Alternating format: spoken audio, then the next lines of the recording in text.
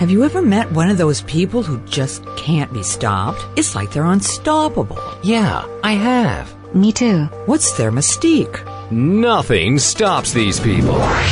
Don't stop. Welcome to Mission Unstoppable with Coach Frankie Picasso. You're about to meet some of the most amazing people. Stop. Don't stop. They've accomplished their goals despite insurmountable odds. They beat adversity, physical hardship, and traumatic events, and emerged triumphantly. They're people just like you and me, and they're winners. Are you unstoppable? Here's Frankie to show you how.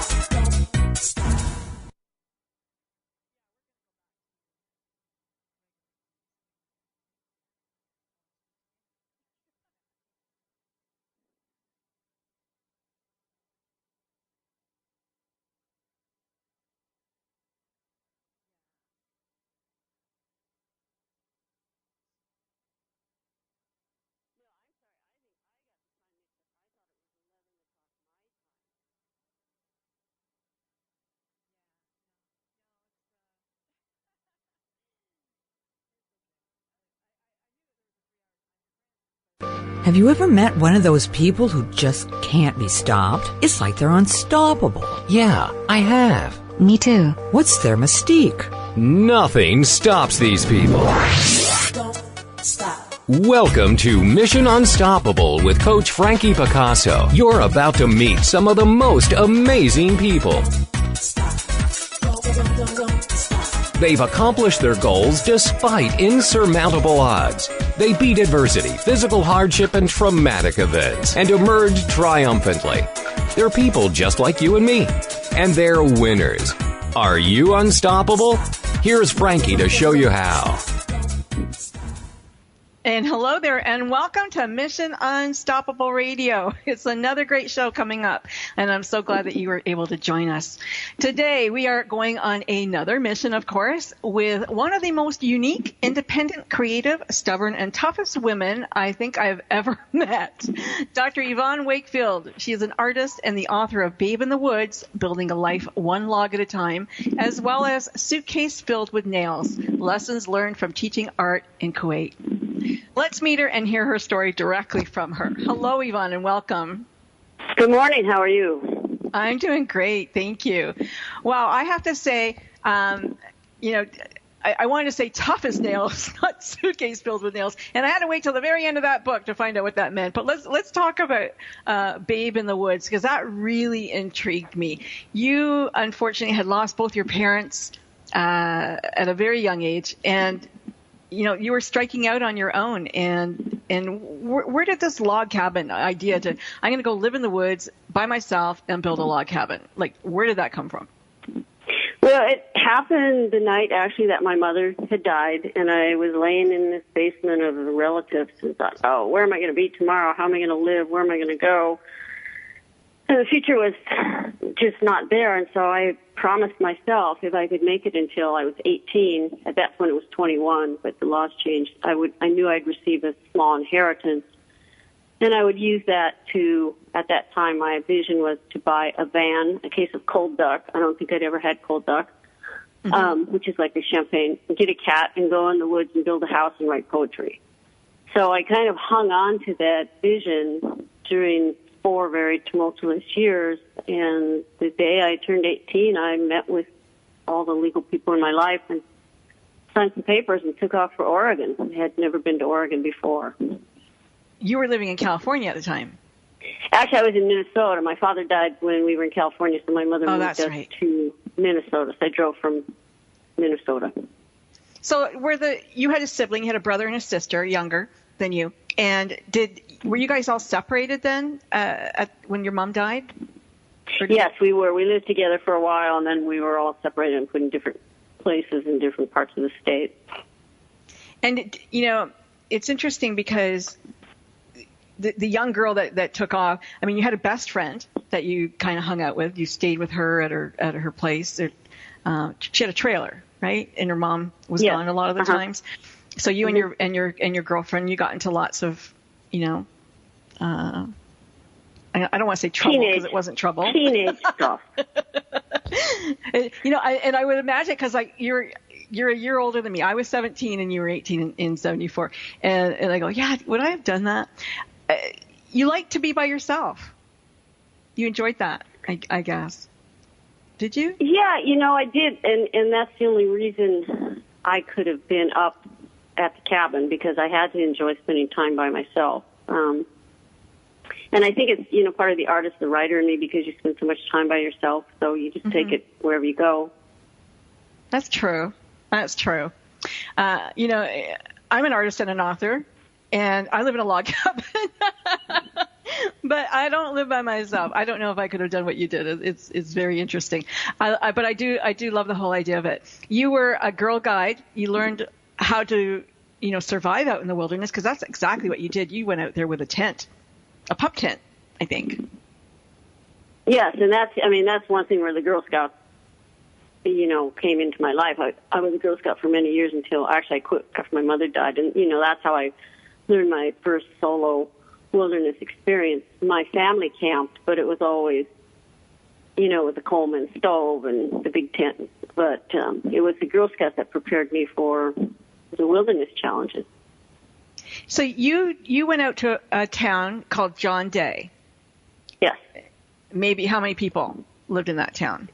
I think it was 2,700. It's about the same. Oh, it was that big. Okay. Well, when you say that, it's a teeny town, but it's the population around that area.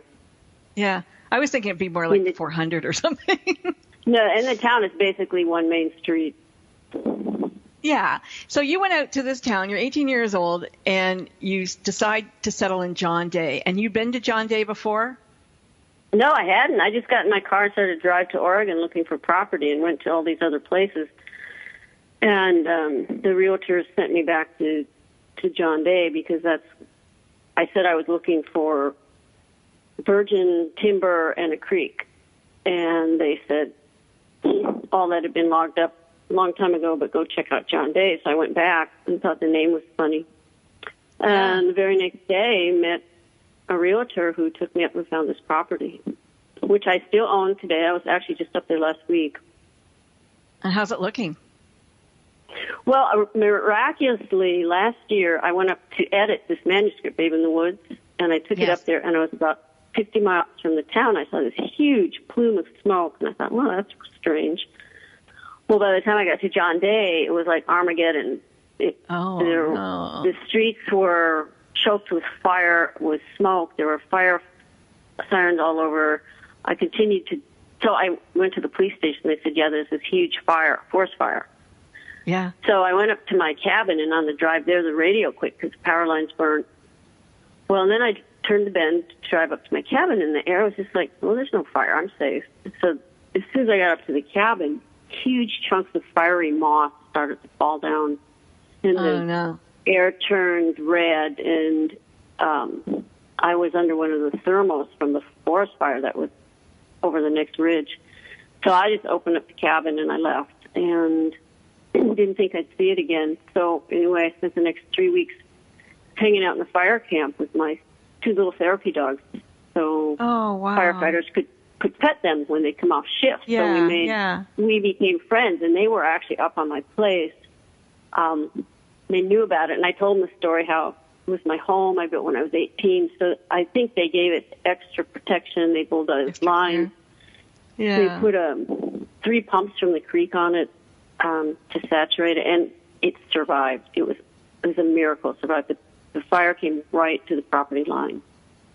Yvonne, I have to say, I loved Babe in the Woods. I loved your voice in that book. The spunky, badass chick. It was so great. I'm like, yes, this is so cool. You're there with a saw, with a bow saw, and you're going, I'm going to build my own house. And you had a book that told you how to do it. And that first cut, tell us about that first cut. What was that like for you? I wasn't afraid. It was a challenge. It's like I was so naive. I think you get fearful when you try to expect something, but when you don't expect anything, you just kind of process the moment at the time. And that's what it was for me. It's like, okay, well, it says so you can do this in this book, so this is what I'm going to do. And, very soon found out, no, it doesn't work that way. It didn't quite work that way. Pretty dangerous job trying to build a cabin out there. I mean, we're talking wilderness. There's no electricity. There is no phone. There is nothing. Like, you are isolated. Well, yeah, that's right. It's at the end of a road, 7 miles from the county road. The only neighbor at that point was a Mormon family 5 miles below, and it butts up against federal wilderness. So there is literally, you're in the wilderness. And the only modern tool used in building that cabin was a chainsaw. Everything else is hand tools, adze, drills, hand drills, everything. Mortar was mixed by hand. Everything was done by hand. I want to talk about when you first went up there, because there was snow. There was snow on the mountain. I mean, this wasn't warm. You were out there, really in the wilderness in a tent. The house. Well, at first I was going up. Took about a year or something. Pardon? Was it like a year before it was even up, like habitable? The land or the cabin? The cabin. Oh, well, I went up in April, and there was a ton of snow, and I was going to stay in a tent, which I tried one night, and that wasn't working very well. So there was this old judge, and he turned me on to this rat shack cabin, which I stayed in while I was building. It was a mile below the cabin, so I'd hike up, and then as soon as the snow melted in May, I think, I pitched my little tent below the building site and stayed there, I think, through about late September, October, when the cabin was chinked on the inside. And then I moved in and lived inside while I was chinking the outside. I mean, you are... Folks, you have to read this book, Babe in the Woods. We're going to go to a commercial break in just a minute. But here's the thing. Yvonne is making it like, oh, it's nothing. This is like unbelievable labor intense work that she did. We're coming right back. Don't go anywhere. Don't stop. That's right. Don't stop listening. Mission Unstoppable with Coach Frankie Picasso will continue right after these messages. Don't stop. It's words you never heard. I always get a kick out of the warning labels companies attach to prevent lawsuits from the hooky-crooky of this world. A warning label on a dishwasher cautioned not to put any person in the unit. Speaking of dishwashers, one product warning on a television remote control read, "Not dishwasher safe." That's too bad because we know how dirty the remote control gets. In fact, we press the buttons even harder when we know the battery is dead. What are we, part of the ridiculati? A warning on a baby stroller read, "Remove child before folding." Here's one for the blunderbusses and popinjays among us. A label on a letter opener read, "Safety goggles recommended." Call me snarky, but any society that needs this many disclaimers has too many lawyers, pettifoggers, and snollygosters. It's words you never heard. I'm Carolyn Davidson, and you can have fun challenging your words you never heard vocabulary with my free app, Too Funny for Words. It's words you never heard. One of my favorite books is called Forgotten English by author Jeffrey Kaser, who looks at the origins and histories of the language. For example, take the term Fritterbohnen. That's an old English expression, probably borrowed from German, that means fleeting weeks and refers to what we call a honeymoon. A fribbler is a guy who doesn't ever make it to the honeymoon. The word fribbler comes from the 18th century and refers to a man who is in love with a woman but just won't commit to marriage. Chaucer coined the term pigasnia, which comes from the phrase pig's eye to mean sweetheart. Hey guys, why don't you try that one and your girlfriend and see how it goes? It's words you never heard. I'm Carolyn Davidson, and you can have fun challenging your words you never heard vocabulary with my free app, Too Funny for Words.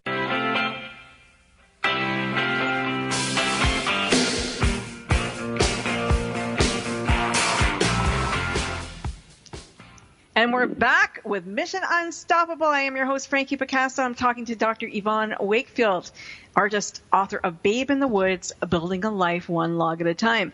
And we are up in or down in the valley. I don't know where we are. We're at John Day, someplace in Oregon, where Yvonne has began to build her log home. And 18 years old, just full of gumption and I don't know what else, but you're crazy. And what I loved, you go, yep, I'm having my dinner. I have a carrot, an apple, a piece of cheese, and always Taster's Choice coffee, and lots of peanut butter. Like that's your menu daily. Did you vary much from that? No, because there was really no refrigeration. You could cool food in the creek. So no, my meals are very simple. During the winter, though, I did have a Dutch oven, and I would sometimes make like a legume stew. But no, my food was really simple, and I was very healthy. I pretty much still eat the same way. Do you? It sounded like you went vegetarian. Were you vegetarian?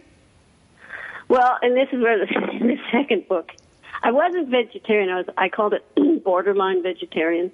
Okay. I'd eat meat sometimes, but I didn't eat it up there because there's really no way to store it in cooking until I had the cabin stove, which was still just a wood fireplace. It was over a campfire. What about bears? Yes, I was borderline by vegetarian. bears, or? Well, yeah, this is where in the second book, it's Babe in the Woods. There's a series of books. Babe in the Woods, okay. Building Life One Log at a Time is the first. Right. And the second one's about ready to come out. And yes, I was bothered with bears severely one summer, and I ended up shooting one, and at that time was a vegetarian. Right. But it wasn't bears that had been in the wild. They were habituated bears that had been relocated in the wilderness. Oh, okay. So they'd been rogue troublemakers. bears. Yeah, and so they woke up and they came down to my cabin, and it was like a summer of hell with bears. Oh, no. Wow. And these are black bears or grizzlies? They were black, yeah. Yeah. That's right. It's a trilogy. And I was wondering what happened, all that life in between after 18 and then going into your next book where you end up in Kuwait. So I want to wait for that. You have a wonderful cast of characters, really interesting, unique individuals who lived in John Day. I guess, when you live in a town like that, you always have a little bit of, I'm going to say natural weirdness. I lived in a small town. They were a little off center sometimes, but you made friends with some people. Tell us about some of the people in that town who became your friend. Well, in the first place, all the people I met were by serendipity. There was no prearranged friendships. I didn't know a soul, and it was those chance encounters that incredibly changed my life. For instance, Emery, the guy who owned the bakery cafe, who told me about Jim. I mean, if I hadn't been down there, I wouldn't have found about Jim, and that was a huge major change of events in my being at the log cabin. But I realized one of the reasons I needed to get this book out, Babe in the Woods, is because, with the exception of one, all those people are dead. And is Jim still alive? No, he was killed in a car wreck. Oh, no. Yeah. Jim helped you. For folks who don't know, Jim helped. You hired him per day or every couple times a week. He would come, and he was actually your main right hand in building the cabin. He knew how to do a lot of stuff, and so he was. He was my mentor. He was my muscle. He was everything I wasn't, which was everything. And here you were like a 98-pound little girl out there. So. Yeah, still between us, we managed to cobble that cabin together, but it was because of his know-how and muscle and my perseverance. Yeah, I mean, you must be real stubborn. Well, it's interesting because a couple of years ago, I had a hip replacement, and I was a long-distance runner. And the surgeon said, "You're never going to run again." So, of course, 10 months later, I run. Sure. And I felt, I got my life back together. I'm running. I come home. I have my sweaty clothes in my hand. I step down a 4-inch step and break both my legs and my foot at the same time. Oh, my gosh. So I was in at the doctor's, at the emergency room, thinking I just had one broken leg. And he came back with the second X-ray. His arms are folded, shaking his head, and he said, "You broke both your legs." And I said, "No, I can't. I can have one broken leg. I can't have two, because you see, I had this art exhibition in 10 days, and I have to drive over the mountain, so I can only have one broken leg." Thinking, okay, I can bargain my way out of this. But, yes. He Oh, just my shook gosh. his head. So right now you've got 2 broken legs. No, that was 3 years ago. 3 years ago. Okay. 4 years and ago. so how did that turn out? Well, I'm running again. Oh, my God. Good for you. I had 2 broken legs and a broken hip and a pelvis, and I'm not running at all. So Well, it's not as pretty as it used to be, but I get around. Wow. That's amazing. But, it's that kind of perseverance and determination that has taken me through other instances in life, like getting a doctorate, like going to teach in Kuwait. You set your mind to do it, and you do it. Well, yeah, let's talk about your doctorate for a minute, because it is kind of it's in systems. Is that what it is? Human systems? Human organizational systems. Mm-hmm. Okay, and so for folks like me and everybody else listening, what is that exactly? So it's best, essentially, you go into an organization and corporation, and you analyze it, and you see how it can be more efficient, how you deal with personalities. But my doctoral research was on nonverbal communication using drawing. And so I created drawing interventions that could help enhance communications in corporations and working environments. Interesting. Neat. Okay, so this is going to be in, I guess, maybe your next book, or you got married. How did you meet Todd? Where did you meet him? Was it at school, or? I know that you went to university off campus, like in your cabin, actually, long distance for a while, and then I guess at the end of this book, you were going to go off to college. Is that correct? Did you go to Eugene? Yeah, I went to Eugene, Oregon for 2 semesters, and then I come back to the cabin to spend the summers. But then I got a scholarship at the Mendocino Fine Arts Center in Northern California. And so for 4 years, I studied there, and in the summers would go back to my cabin, and then sometimes I'd break in the winter. And then they hired me to do administration, which was a great job because it went from June 1st to September 1st to June 1st. So I had the full summer. So I would just pack up the apartment, move out, and then spend that 3.5 months at the cabin. So I did that for years.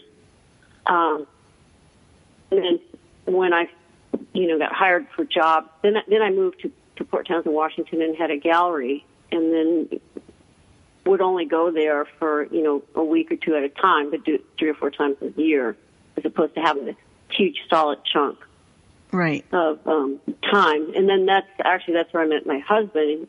I had very, very few people I wanted up there, because you're up in the wilderness and people have to know their minds, and you don't have all the modern conveniences. Right. And so usually I go the night before I leave, I kind of like go in the woods and whimper and go, I don't want to leave this place. He came up, he was up visiting for his first time. He came up and he just put his arms around me and said, we're in this together. And so we were married the next year. And, but I would still go. Did you meet him at your gallery or at school or someplace else? He was in Port Townsend. He lived across from my gallery. Oh, okay. But yeah, so for does he have anything to do with art or anything? No, he was a realtor. Oh, okay. No, absolutely nothing to art. But anyway, so I would still go up there all by myself for a week, and but I could go downtown and call him. At least somebody on the planet knew where I was. Right. Well, yeah. So that went on for 26 years. And what was really interesting is last year I came home from my studio, and he was dead. He died in his sleep. Your husband died? So, yeah, he just died. Oh, I'm so sorry. I had no idea. Yeah, 10 months ago. So what was interesting about that, we had just built this new home in the Dalles, Oregon, new home and studio, and had it built for us. So I went up in May to the cabin for the first time since he died, and I thought, I'm not going to be able to to do this, the loneliness. But I was not lonely up there in the wilderness by myself in the log cabin because I knew myself in that aloneness. At this new home we have, I'm lonely because I don't know myself in that space. My sister-in-law has a ranch in the Dalles. Pardon? I said my sister-in-law has a ranch in the Dalles. Oh, really? Yeah. I'll give you some info after if you're interested. But yeah, she built it herself too. She's quite the builder. Yeah, pretty crazy. Wow, I'm so sorry to hear that about your husband. That's really sad. But I guess your cabin got you through a lot of stuff. That's like really home. You know, like I have to think, like, as you were building that, a lot of, like, you mentioned that your brother had anger issues, but I thought you sounded a little bit like you had anger issues, but you're so physical that all of that was put into, and why wouldn't you be angry? Like, the universe took everything away from you. But, you know, you channeled all of that into art and into building and into, you know, just walking up and down miles every day out in the woods. Like, you're very physical. And right, and I feel that way. And you know, when something ticks me off, I'll go out and, you know, ride really hard or run hard, or I'll vent that way, or through art. Yeah. Well, okay, we're going to go to commercial break in about 2 minutes. So I want to talk about Kuwait when we come back, because that's that's another story in it. But wow, what a life you have led. Tell us about. There was another family that you were close to besides the Mormon family. It was Dan and his wife. Oh, Dale Tayton and Annabelle Tayton. Yeah. Was it Dan that didn't have the face left from an accident? Oh, Dan Gray. Yeah. He had a face, but it had gotten damaged from a tree that bucked up and hit him. Right. So he was a serendipitous friend, just like a lot of people who showed up in my life up there. They're like characters from a really rich novel. It's so cool. We're going to go to a commercial break, folks. When we come back, we're going to fly to Kuwait with our guest Yvonne here. And so stick around, stay tuned. It's going to be lots of fun. Don't stop listening. Mission Unstoppable with Coach Frankie Picasso will continue right after these messages. Stop. It's the Fitness Minute with fitness expert Annette Hammond. When eating out, sushi is a wise choice. The Mayo Clinic says that most types of seafood are relatively low in calories and are full of nutritional benefits. The calories in sushi vary depending on the dish and how it's prepared. In fact, the same sushi dish may have a different nutritional profile when it's prepared by a different chef or made in a certain restaurant. This depends on the specific mix of ingredients. Generally, though, sushi can be included in a healthy eating plan. To reduce the calories in your sushi meal, avoid anything prepared with mayonnaise or added sauce. Begin your meal with low-calorie soup. Pass over the shrimp tempura rolls and choose the cucumber rolls instead. Be sure to order the sushi without any rice at all, because 1 cup of cooked white rice has about 240 calories. I'm Annette Hammond. It's words you never heard. I had a weird weekend relaxing and reading through Mental Floss when I came across these rip-roaring R words. I recognized a few of them, such as the old 18th century Scottish word ramfeaseld, which means fatigued or exhausted. A couple more great R words are rucketly-tucketly, meaning crumpled or gathered up and ruched. Ruched is commonly used today to describe a flattering blouse or top. Rabbity is a 16th century word for an innocent fool, while raffle-coppin is a rash, impetuous person, or maybe just somebody that gets carried away with our words. It's words you never heard. I'm Carolyn Davidson, and you can have fun challenging your words you never heard vocabulary with my free app, Too Funny for Words.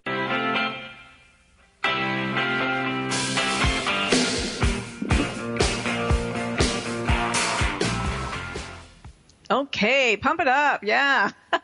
We're back. It's Mission Unstoppable. We're still on our mission. We're still talking to Yvonne Wakefield. And now we are going to travel with her over to Kuwait. Yvonne, you wrote a book called Suitcase Filled with Nails, Lessons Learned from Teaching Art in Kuwait.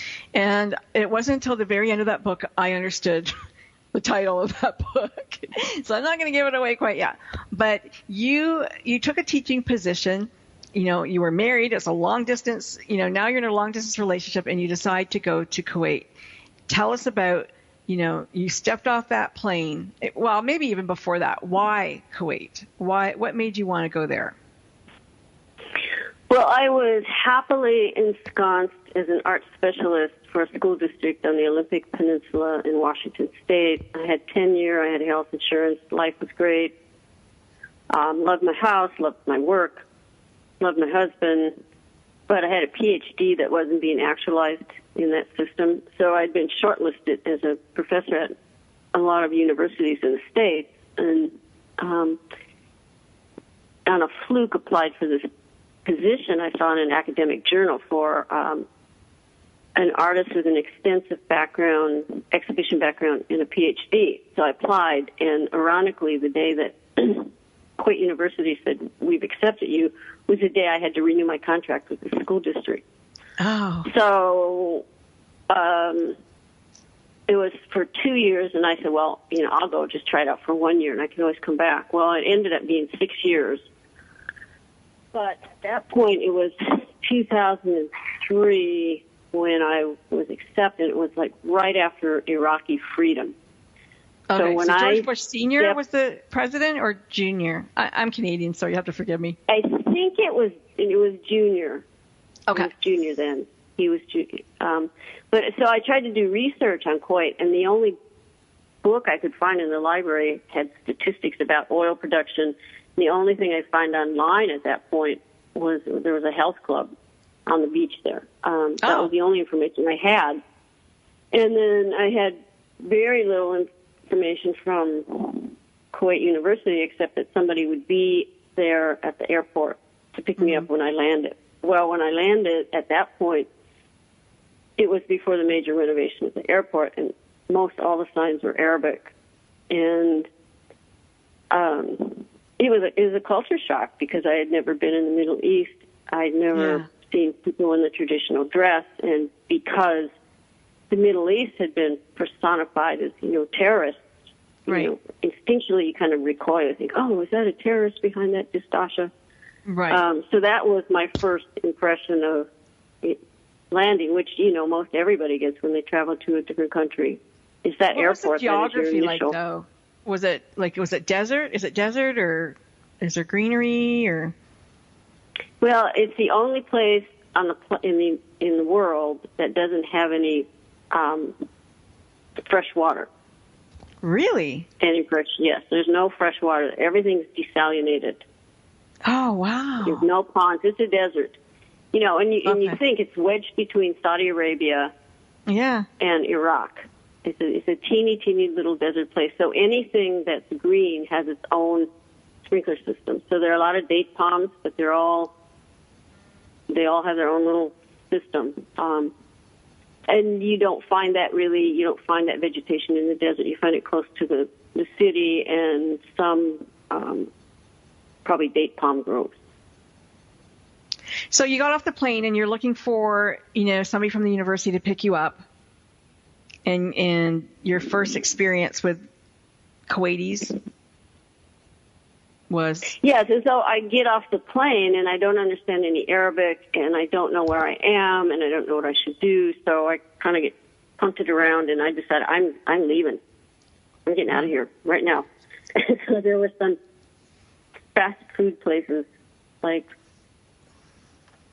outside of the main terminal, and so I went up and I asked people how I could get a ticket back, and nobody could tell me. And anyway, by then I saw a man standing with a sign that said Kuwait University. So there began my rendezvous with that. They brought me to a faculty housing, which was guarded behind gates and things, and and began my process of integrating into the system. Well, let's talk about, your apartment first. What was your first, experience or thoughts as they took you to where you were going to stay for the next year? Well, the first thing was how hot it was in that environment. And it's hot. I'd never experienced hot like that. It's like being in an oven. So Is it humid hot or dry heat? Dry heat, very dry. So they take me down to like this little shack where there's a guard and my driver gets the keys, but there's all these feral, skinny, starving cats all over the place, which, of course, as an animal lover, is the first thing I tune into. So anyway, we kick past these cats, and, I want to adopt them all right on the spot and feed them. But anyway, they take me to this huge apartment. It's got like 4 bedrooms, 3 baths, and everything's falling apart. So that was my first experience. And then hearing the call to prayer, which I had never heard before, which is 5 times a day with the museum. So those were, my first impressions. My initiation. Yeah. And was your apartment, did it have any furniture? It did. It was faculty furniture, but it was very old and dusty. And then I managed to get within a few weeks, I ended up having pneumonia, double pneumonia. It was a combination of the insulation falling out and the air conditioning. So I did find across the campus, on the same campus, a better apartment. Okay. So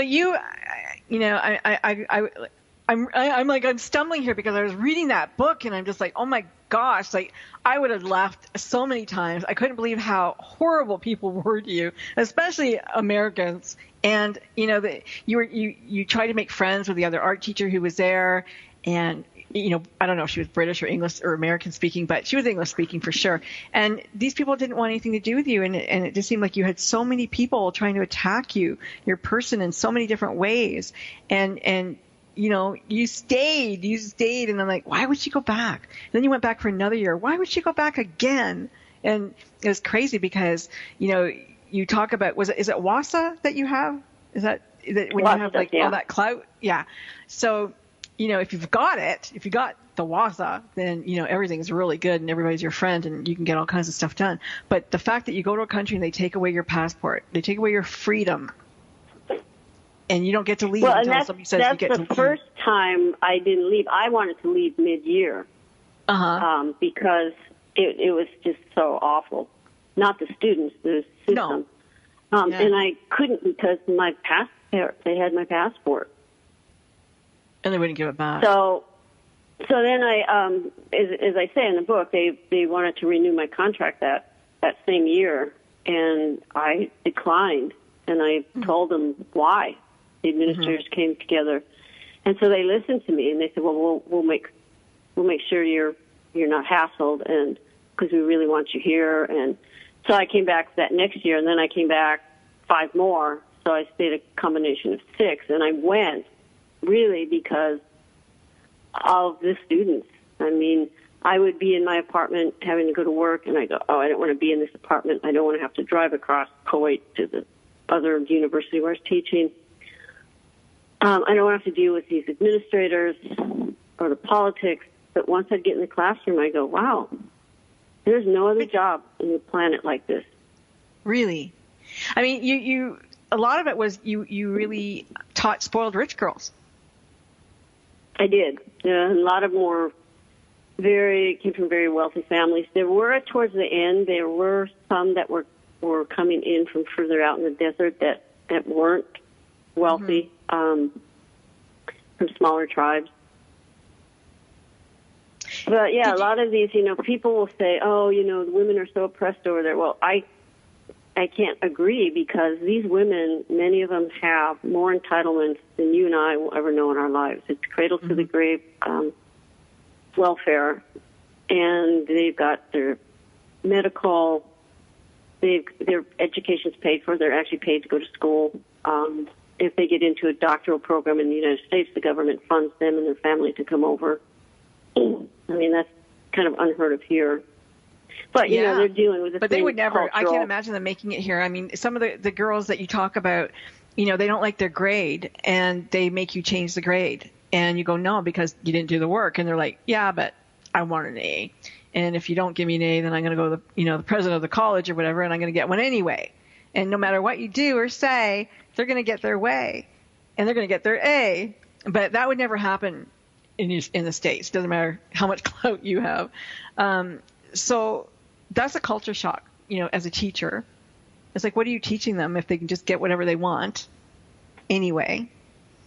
I mean, the ones who deserved it. Yeah, and there was a double-edged sword about that, because if you gave too many A's in the department, then I was chastised for giving too many A's, and then if you didn't give the A, you could literally be in trouble if that student came from a family with enough political power and there was a vendetta against you. So, for instance, this happened to 3 expatriate professors I knew who went against the grain of a student. The student didn't like the grade or didn't like how they were handled, and the fathers or the family got involved. And these professors had they had travel bans put on them. They were stuck in Kuwait, and then when they finally got out, they were not allowed to come back anywhere in the Middle East. So it's that kind of stuff that can happen, and that's essentially what I finally left, because I knew something like that was going to happen to me. Right. That's scary. That's scary that I mean, what would have happened if that had happened to you? Would the American consulate get involved? Would they have gotten involved? You were told to become, what was it called? You went to the consulate, you became you volunteered to be it was the embassy, the American embassy. I was a warden for the American embassy. And so that essentially is you identify all the Americans within a certain radius of where you are. And if anything happens, you're the point person, where the evacuation situations are, and you keep everybody informed. So that's essentially what I did. So there's an evacuation plan. Was that in case you got invaded, like war kind of thing, or? Right. Okay. So, but if they had taken away your passport, well, we're going to talk about that because we're going to go to commercial break. I am very interested in what happens when they take away all of your freedoms, because if you can't go anywhere, they don't want you to stay, and they don't want you to go. That's kind of an interesting position to be in. But we're going to come right back, and let's hear what you have to say about it. Maybe you got questions for us. Call us in if you like. All right, here we go. Don't go anywhere. That's right. Don't stop listening. Mission Unstoppable with Coach Frankie Picasso will continue right after these messages. Stop. Close your eyes and imagine living your life without limits. Where would you go? Who would you meet? What would you do?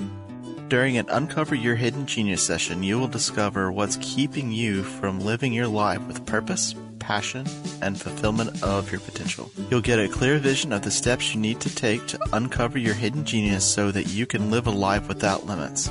Sessions can be done over the phone, Skype, or in person. Find out more at www.joycebufordempowers.com or by calling 903-287-0747.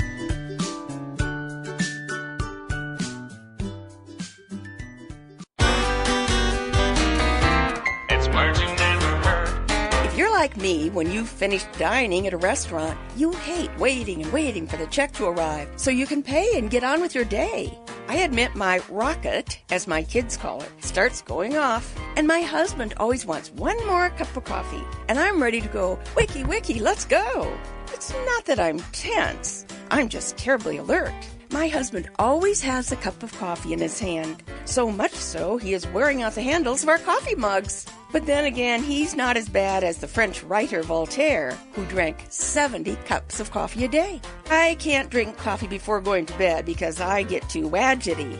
My husband, on the other hand, can drink several cups of joe and go right to sleep. And I'm not talking Slumgullion. That's weak coffee. It's words you never heard. I'm Carolyn Davidson, and you can have fun challenging your words you never heard vocabulary with my new app, Too Funny for Words.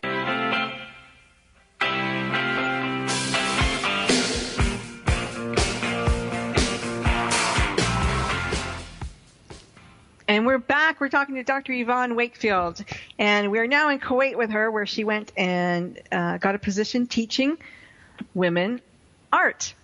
And a lot of these women came in full burqas, and some came in. It was hard to know their names, I guess, when all you can see is a slit, their eyes. That must have been. Well, first of all, it's not burqa; it's a baya. Okay, the baya. A baya. But yeah, that must burqa is Afghanistan. Okay. Same outfit? Each Middle East culture and tribe has a different, but the abaya is a long black, like nuns. Like, I grew up in Catholic schools, and it's almost like what the nuns wore. You have the hijab, which is the head covering, and then you have the abaya, which is the long black dress, and then if they fully cover their face, it's called the niqab. Right. So how many of the girls came to school fully covered when you first started? I would say maybe with the niqab, probably only 5%. But then also it would be interesting if sometimes they'd change in the middle of the semester where they wouldn't have a niqab, and then they'd go to niqab. Oh. But most of them all wear abaya. So did they change because they got married, or they decided, like, what would have made them change? One changed because after she got married, she took off the niqab. Okay. Another one, she had she didn't have the niqab on, then she put it on. A couple of them put it on, and usually it would happen after Ramadan, which is their spiritual celebration. And I didn't know the reasons, but somebody told me that it makes them look more available for a marriage. Okay. It was interesting during Ramadan that, you're not allowed to eat or drink in front of them because everybody's fasting during the day, and that you were kind of surreptitiously eating an apple in your car, and this guy rammed you from behind because he saw you eating. Right. And it happens. I mean, somebody could have pulled me over and put me in jail. That's crazy. I mean, that's somebody's religion, but not yours. Right, but you're in their country and you have to respect. And Ramadan is what? How many days? Is it a month? Is it like Lent or something? I think it's like a month, and then you have the Eid. Right now it's Eid. Ramadan came early in the summer, but I learned to live with it because I didn't fast, but and I drank water. So and you don't drink very much anyway, or eat very much, I don't think anyway. Yeah. Let's talk about your animal advocacy, because I love that. I just love how you were out there saving animals and kittens and everything, here and there. How was it trying to take, animals? You brought a couple of dogs back, didn't you, Molly and? Yeah. Well, the first thing was the first night I got to Kuwait and I saw all those little starving cats. I ended up taking one in, which I have now to this day in my house, and he weighs 24 pounds. But he was ripped up anyway. So I, on my own, started to feed these feral cats in against the demands of some people. Mm-hmm. And gradually on my own, like I'd take them to get spayed so they wouldn't repopulate. And I was ending up spending actually way much more money on rescuing animals there than keeping my 2 dogs and cats in the United States. But I couldn't walk by it. And Right. then I got involved in an animal rescue place there. So I fostered cats that they would give me. I think over the course of 4 years I worked with them, I probably adopted out 40 cats. And the expense goes on you because you spay and neuter them and keep them fed and take them to the vet. So what would they charge for a neuter? About $120 because it was about 30 KD. So there's this one little cat that was hanging out at the guard shed, and it had a broken leg, and it had kittens. and I just knew it couldn't have another litter of kittens with a broken leg. Yeah. So I captured it finally and had it spayed, and then brought it back to the guard shack, and they asked how much, and they couldn't believe it because they don't get paid that much in a month. That's 2 months' salary for them for what I paid to spay that cat. There's not that awareness, and there's not that monetary discretion. So it just seems so much money over there to do that. Well, and it is not as acceptable there as it is here, and that's why there's so many feral cats and dogs. But just a veterinary fee, like you would think the vets would want to help stop that. Well, and I did hook up with a good Filipino vet, and he would actually come to my apartment, and I had this maid's room, which was actually just for cats, and we would, like, there was a mom Persian cat, there's a mom cat, and she had like 5 babies, and when they were all old enough, we gave all of them, we spayed neutered all 6 of them on the dryer in my maid's room. Oh, wow. So, and that's how I could afford to do it in bulk by having the vet come to me. Yeah. Wow. That's crazy. I know there's an injection now that you can give the males to neuter, so there's no actually, it's like a 3-minute job, and they don't even have to have surgery. It's just instant sterilization, which is a really nice way to go. Females, of course, it's a lot more invasive, but that's great. So you gave out 40 cats. You saved 40 cats. You gave them homes. That's awesome. Rehomed them. And how many dogs were there over there? Well, I would pick up dogs from the highway or in the Gulf Road when they were running around, and then I could not have a dog in my apartment because there's dog phobia over there. They don't like dogs. So I would end up, though, getting them to the rescue station or the rescue shelter. But then I was asked to escort 2 Salukis back to the States on one summer. So I went with 2 Salukis that had been rescued from the desert. They were pups, probably 8 months old, wild. They were caged, individually caged, and then we get to JFK in New York, and the connecting flight wasn't happening. So I ended up having to stay the night in New York with these 2 Salukis, which I never heard of that. What kind of move. dog is that? What do they look like? It's like a combination Whippet Greyhound. Don't stop. When the chips were down, they didn't stop. Stories of people who, when the odds were against them, turned defeat into victory. You've been listening to Mission Unstoppable with Coach Frankie Picasso. See you next time, and always remember... Don't stop.